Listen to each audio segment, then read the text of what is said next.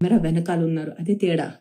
అది తప్ప ఇంకేం తేడా లేదు. I have the same rights what you have as a citizen and you have the same rights what I have as a citizen. I'm just a normal citizen of this country who just is in the film industry. That is the only difference.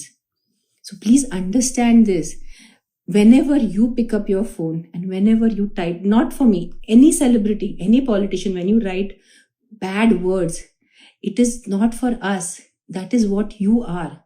You are a neech rakshas manishi.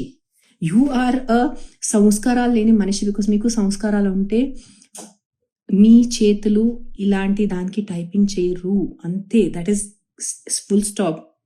మీరు ఇంత చెత్త bund బూతులు మీరు పెట్టడానికి ఉంటే, కాశీకి ఒక photo ఉంది, నేను పెడతాను ఇన్స్టాగ్రామ్లో.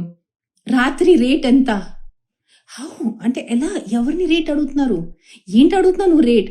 నీకు తినే పరిస్థితి లేదు, నా రేట్ ఏం పడుతావు నువ్వు? నేను కాశీలో మంచి బొట్టు ఉన్నాను, దేవి బట్లులో ఉన్నాను.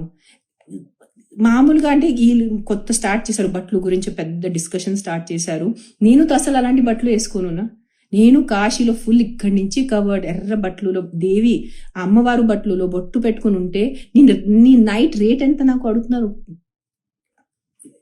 ఇది no this is not right. ఇది కరెక్ట్